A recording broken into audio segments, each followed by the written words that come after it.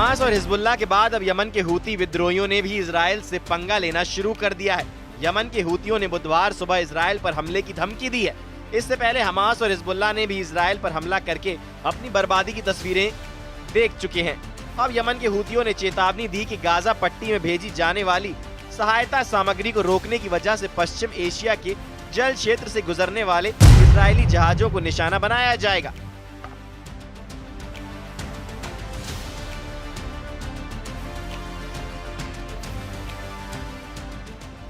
विद्रोहियों ने गाजा पट्टी को सहायता सामग्री भेजने पर लगाई गई रोक को हटाने के लिए इजराइल को 4 दिन का वक्त दिया था। इसके बाद हूती के मानवीय संचालन समन्वय केंद्र ने यह बयान जारी कर इजरायली पोतों को निशाना बनाने की धमकी दी है। हूतियों के बयान में कहा गया है कि हम आशा करते हैं कि यह समझा जाएगा कि द्वारा की गई कार्रवाई उत्पीड़ित फिलिस्तीनी लोगों के प्रति धार्मिक, मानवीय और नैतिक जिम्मेदारी की गहरी भावना से उपजी है और इसका उद्देश्य इजरायली अतिक्रमणकारी इकाई पर गाजा पट्टी की कॉन्फ्रेंस को फिर से खोलने और खाद्य एवं चिकित्सा आपूर्ति सहायता सहित सामग्री के प्रवेश की अनुमति देने के लिए दबाव डालना है। इसने कहा कि जहाजों को लाल सागर, अदन की खाड़ी, बाब अल मंदेब, जल डमरू मध्य और अरब सागर में निशाना बनाया जाएगा। इधर इजराइल ने गाजा में बिजली आपूर्ति पर रोक लगाने का आदेश जारी किया है। प्रधानमंत्री बेंजामिन नेतन्याहू ने हमास पर दबाव बनाने के लिए यह कदम उठाया। ऊर्जा मंत्री एली कोहेन ने वीडियो बयान में इसकी पुष्टि की। हमास ने इस कदम को ब्लैकमेल बताया। इजराइल हमास के साथ भविष्य की बातचीत के लिए तैयार है। हमास पर दबाव बनाने के लिए इजराइल के प्रधानमंत्री बेंजामिन नेतन्याहू ने गाजा में अंधेरा करने का फैसला किया है। रिपोर्ट के मुताबिक इजराइल ने 9 मार्च को गाजा में बिजली की सप्लाई को तुरंत रोकने का आदेश दिया। इसके पीछे कारण यह है कि इजराइल हमास पर बंधकों को जल्द से जल्द रिहा करने का दबाव बनाना चाहता है। बता दें, इजराइल हमास के साथ भविष्य के लिए नए स्तर से बातचीत करने के लिए पूरी तरह से तैयार है।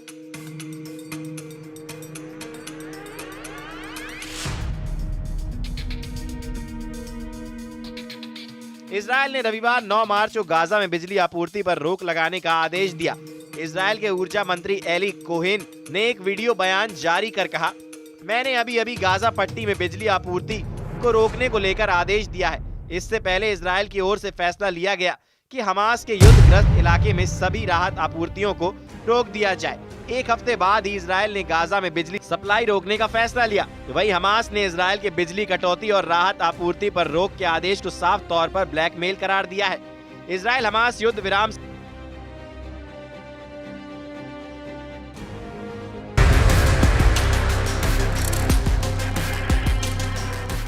समझौते का पहला चरण 1 मार्च शनिवार को खत्म हो गया है।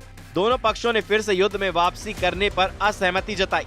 हालांकि रविवार से एक हवाई हमले समेत अनियमित हमले जारी हैं। इजराइल ने कहा था कि यह हमला हमास के आतंकियों को निशाना बनाने के लिए किया गया था। हमास लगातार इस बात पर जोर दे रहा है कि इस युद्ध को हमेशा के लिए खत्म करने के लिए संघर्ष विराम समझौते के दूसरे चरण के तहत तुरंत बातचीत शुरू की जाए। रिपोर्ट के मुताबिक इजराइल ने कहा कि वह संघर्ष विराम के पहले चरण को अप्रैल के मध्य तक बढ़ाना चाहता है।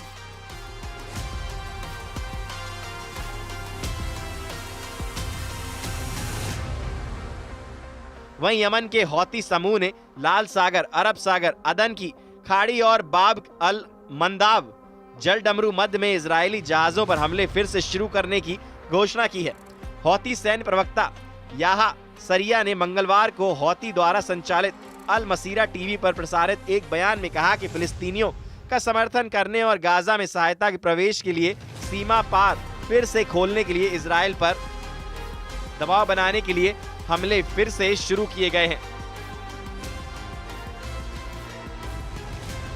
शुक्रवार को हौती नेता अब्दुल मलिक अल हौती ने इजराइल को 4 दिन का अल्टीमेटम जारी किया, जिसमें घेरे गए क्षेत्र में मानवीय सहायता की अनुमति मांगी गई, अन्यथा उनका समूह नौसैनिक हमले फिर से शुरू कर देगा। समाचार एजेंसी ने बताया, इससे पहले अल हौती ने चेतावनी दी थी कि अगर इजराइल गाजा संघर्ष विराम का उल्लंघन करना जारी रखता है तो वे लाल सागर में इजरायली शहरों और इजराइल से जुड़े वाणिज्यिक जहाजों पर हमले फिर से शुरू कर देंगे। एक तरफ अरब देशों में हालत अभी भी खराब नजर आ रहे हैं। खराब हालातों को लेकर अरब देशों के नेताओं ने हाल ही में मिस्र के काहिरा में एक आपातकालीन बैठक आयोजित की थी, जिसमें गाजा पट्टी में पुनः निर्माण कार्यों को लेकर अमेरिकी राष्ट्रपति डोनाल्ड ट्रंप की ओर से पेश किए गए प्रस्ताव पर गंभीरता से विचार विमर्श किया गया था।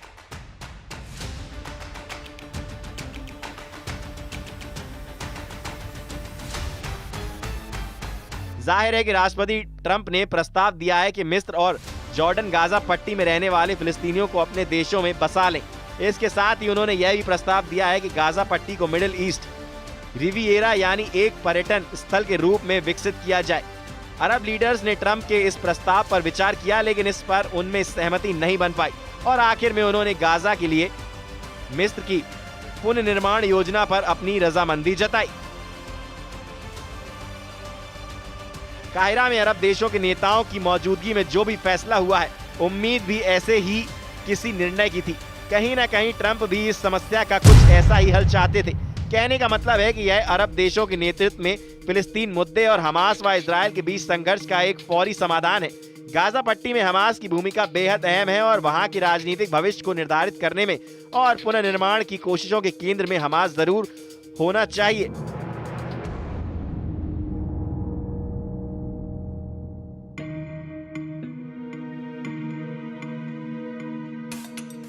काहिरा में हुई अरब नेताओं की बैठक में गाजा के पुनर्विकास और उसके एक नया स्वरूप प्रदान करने के लिए 53 बिलियन अमेरिकी डॉलर की योजना को मंजूरी दी गई। सबसे अहम बात यह है कि इस बैठक के दौरान अरब नेताओं ने गाजा पट्टी से जुड़े विवादास्पद राजनीतिक मुद्दों को दरकिनार कर दिया है।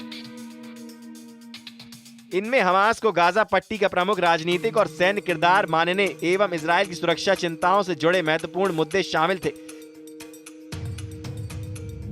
देखा जाए तो गाजा पट्टी को लेकर अरब देशों के नेताओं ने जो प्रस्ताव मंजूर किया है, उसका मुख्य मकसद कहीं न कहीं मिस्र और जॉर्डन में फिलिस्तीनियों के बसाने की जो अमेरिकी योजना थी, उसका विकल्प पेश करना था। साथ ही अमेरिका के सामने अपनी एकजुटता को प्रदर्शित करना था। इसके अलावा अरब नेताओं के इस प्रस्ताव का उद्देश्य यह भी था कि वे फिलिस्तीनियों के विस्थापन के मुद्दे पर चुप नहीं बैठे हैं और उनके पास अमेरिका को जवाब देने के लिए अपनी कार्य योजना है। हालांकि अमेरिका और इजरायल दोनों ने ही गाजा पट्टी को लेकर अरब देशों के प्रस्ताव को खारिज कर दिया है।